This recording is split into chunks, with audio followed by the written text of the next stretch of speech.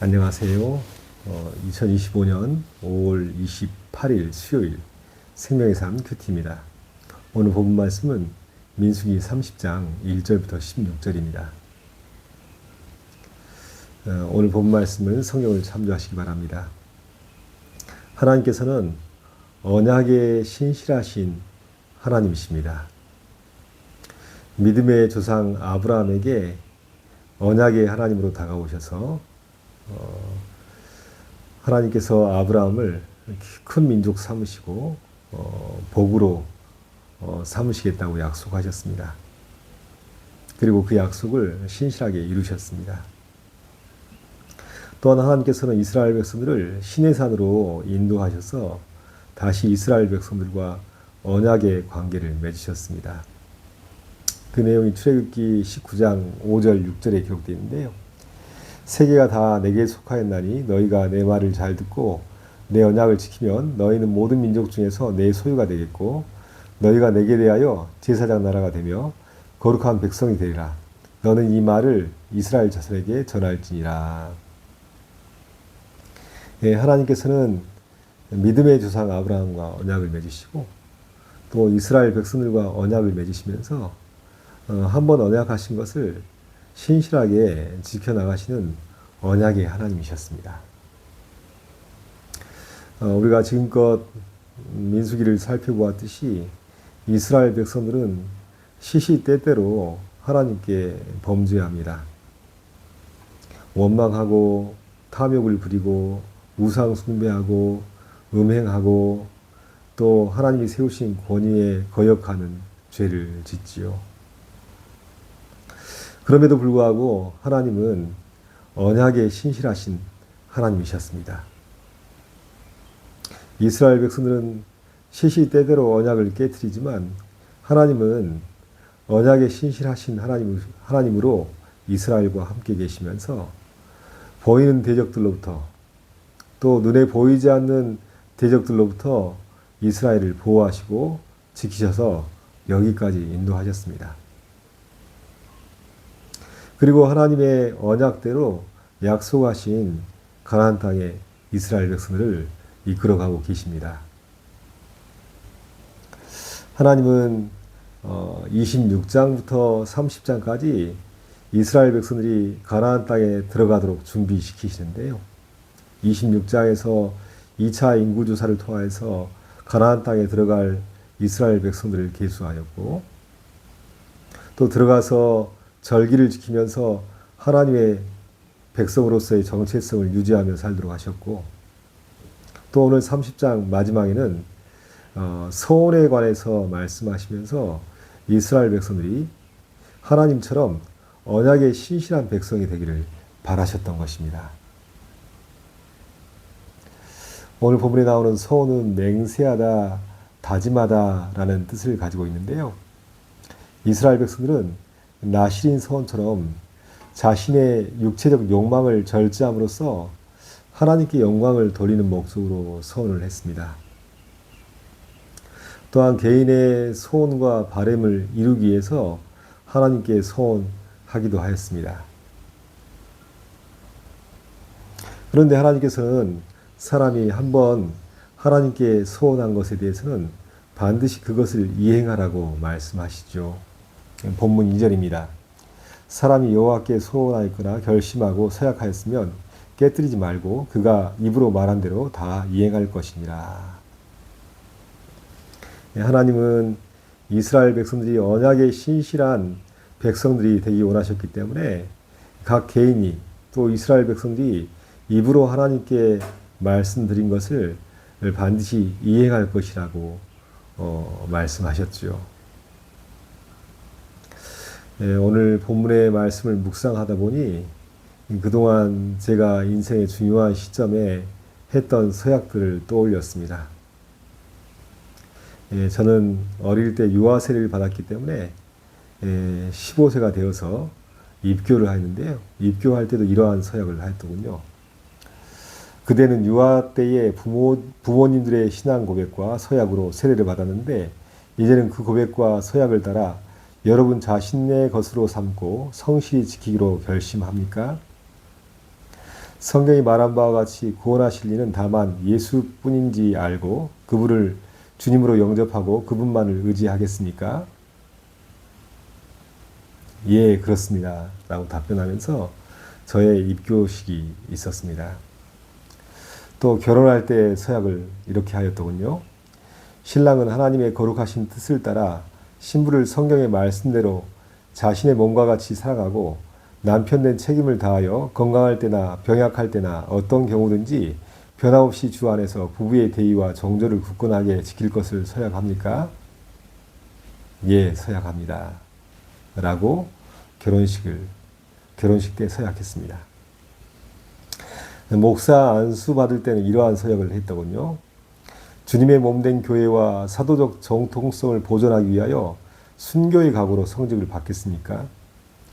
목사로서 하나님의 말씀을 선포하고 성례전을 집례하는 임무를 성실히 수행하기로 서약합니까? 예, 서약합니다. 라고 답변하고 목사의 임직을 받고 또 안수를 받았습니다. 어쩌면 살아간다는 것은 하나님께 서약하고 그 서약한 약속을 지켜가는 과정이라 할 수 있습니다. 생각해보면 그 서약을 지키지 못하는 위기의 상황도 있었습니다. 하지만 하나님의 은혜로 지금까지 서약했던 것을 지키며 믿음으로 살아가고 있다는 것에 감사하지 않을 수 없습니다. 그리고 하나님께 허락하신 인생이 끝날 때까지 하나님 앞에서 신앙을 고백하고 또 결혼 서약을 하고 목사로서 부름받은 서약을 한 자로서 끝까지 이 서약의 내용을 신실하게 지켜 나갈 수 있기를 개인적으로 간절히 바랍니다.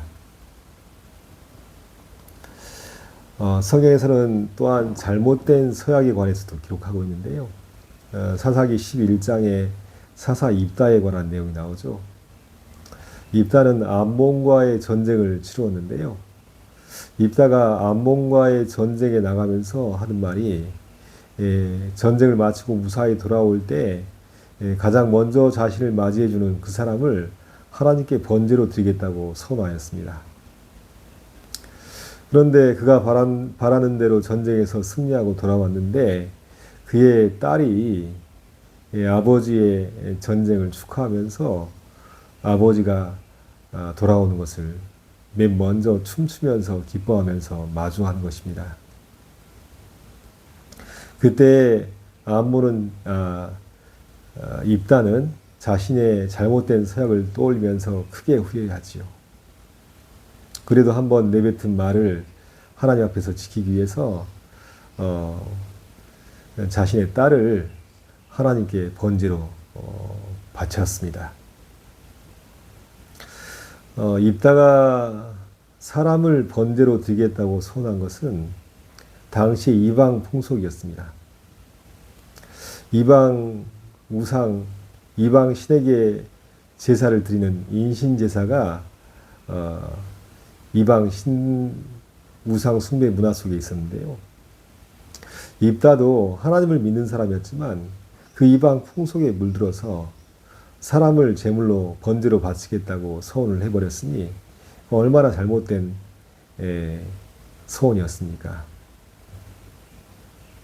잘못된 소원을 하고 그것을 이행하는 것은 참으로 안타깝고 비참한 결과를 초래하는 것을 볼 수 있습니다.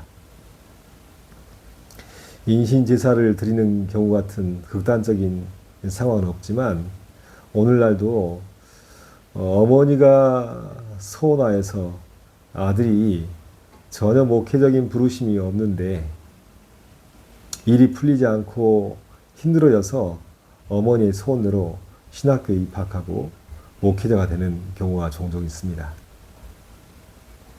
자신의 의지가 아닌 어머니의 소원에 따라서 목회적 부르심과 상관없이 목회자가 되어서 본인도 힘들고 또 주변 사람들도 함께 힘들어지는 경우를 종종 보는데요. 잘못된 소원은 하나님 나라를 위해서도 자신을 위해서도 좋지 않은 안타까운 결론을 맺는 것을 봅니다. 또한 한 번 소원하고 그 소원의 약속을 이행하지 못해서 실패하는 경우도 성경에 기록되어 있는데요. 사사기에 나오는 삼손의 경우가 그렇습니다. 나면서부터 나실인이었고 하나님께서 삼손에게 다른 사람이 갖지 못한 엄청난 힘을 주십니다. 성령께서 강림하셔서 성령의 능력도 받습니다. 그러나 나실인이 소원한 대로 자신을 정결하게 하고 또 머리에 삭도를 대지 아니하고 포도주를 가까이 하지 않는 것, 이것이 자신을 나실인으로 신실하게 지켜나가는 길임에도 불구하고 삼손은 그거 하나하나를 다 깨트립니다. 죽음을 가까이하여서 자기를 부정케 하고 또 이방 여인과 음행하여서 자신을 더럽히고 또 술에 취해서 분별력을 잃어버리는 삼손이었습니다. 결국 머리가 밀리고 거룩한 힘을 상실하고 눈이 뽑히고 블레셋 사람들에게 조롱거리가 되었죠. 그리고 블레셋 사람들과 함께 비참하게 죽음을 맞이하는 것, 이것이 나실인 서약을 통하여서 소원을 통하여서 자신을 드렸지만 그 소원의 약속을 신실하게 지키지 못할 때 얼마나 큰 비극이 있는가를 보여주는 사건이라 할 수 있겠습니다. 또한 오늘 본문은 여인의 소원에 관한 것으로 본문이 기록되어 있는데요. 여인의 소원이라 한정 짓는 것은 이스라엘 백성들이 하나님 앞에서 여인과 같은 존재이기 때문입니다. 여인이 소원했더라도 결혼 전에는 아버지가 그것을 허락해야 하지만 소원을 지킬 수 있었습니다. 결혼 후에는 남편이 그 소원을 허락할 때만이 여인이 했던 소원을 지킬 수가 있었습니다. 그렇듯 인간은 자기 의지와 결단을 통해서 소원을 하지만 그 모든 것이 하나님의 허락하에서 이루어지는 것이라는 것을 우리는 확인할 수 있습니다. 오래전 한 목사님과 가까이에서 교제했던 적이 있는데요. 이 목사님은 아내 사모님이 셋째 아이를 낳고 알 수 없는 이유 때문에 식물인간이 되어버렸습니다. 제가 만날 때 약 10년 정도 식물인간으로서 활동하지 못하고 집에 누워 계셨던 상황이었는데요. 이 목사님은 아내 역할을 함께 하면서 아이를 양육해야 했고 또 목회를 해야 했습니다. 개인적으로도 많은 어려움과 아픔이 있었습니다. 그럼에도 불구하고 계속 사모님을 돌보면서 또 목회를 하는 이유가 있다면 언약 때문이었습니다. 아까 제가 읽었던 결혼 서약의 내용 그렇습니다. 성경의 말씀대로 신부를 자신의 몸과 같이 사랑하고 남편 된 책임을 다하여 건강할 때나 병약할 때나 어떤 경우에든지 변함없이 주 안에서 부부의 대의와 정절을 굳건하게 지킬 것을 서약합니다. 건강할 때나 병약할 때나 어떤 경우든지 변함없이 주 안에서 부부의 대의와 정절을 굳건하게 지킬 것을 서약합니다. 좋을 때야 물론 어렵지 않게 자연스럽게 언약이 지켜지겠지만 병약할 때 또 상황이 좋지 않을 때 이 언약의 말씀을 붙들고 신실하게 지켜나가는 것은 쉽지 않은 일입니다. 그런데 목사님은 목회자로서 서약했던 것, 또 남편으로서 신랑으로서 서약했던 것을 지켜나가면서 그 어려움 속에서도 아이를 양육하고 또 목회를 감당하는 것을 보면서 마음에 감동이 있었습니다. 그리스도인들은 지금 하나님의 신실한 언약 가운데 있는 언약의 백성인데요. 우리의 상황은 시시때때로 바뀝니다. 또 사람의 마음도 날씨가 변하는 것처럼 자주 바뀝니다. 그러나 우리에게 변치 않는 것이 무엇일까요? 그것은 어제나 오늘이라 영원토록 변함없는 하나님의 언약의 말씀입니다. 신실하시고 변함없으신 하나님께서 우리의 상황은 수시로 바뀌어도 여전히 우리를 언약 가운데서 사랑하시듯이 우리도 하나님의 언약 가운데 상황이 바뀌고 감정이 바뀌고 모든 것이 바뀔지라도 신실한 언약을 의지하면서 믿음의 삶을 살아가는 것, 이것이 바로 믿음의 여정입니다. 지금 이스라엘 백성들은 신실하신 하나님의 언약 가운데서 요단 동편에서 가나안 땅을 가까이 하고 있습니다.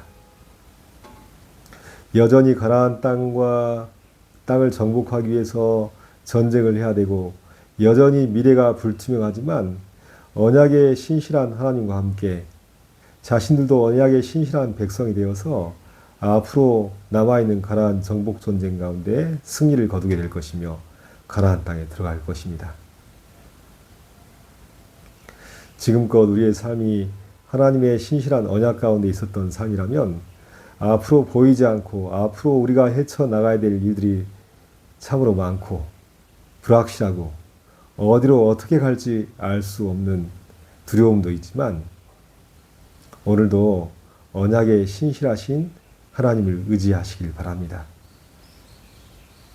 또한 우리도 한번 소원한 것을 끝까지 지켜나가는 언약의 신실한 믿음으로 앞으로의 삶을 살아간다면 우리는 반드시 하나님께서 약속하신 땅에 들어가고 하나님의 영원한 나라에 들어가서 영생을 누리며 하나님의 백성으로서 살아갈 수 있게 될 것입니다.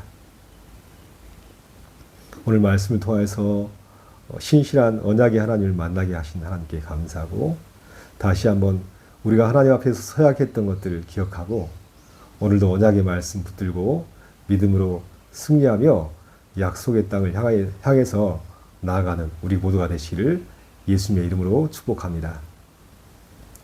하나님 아버지 감사합니다.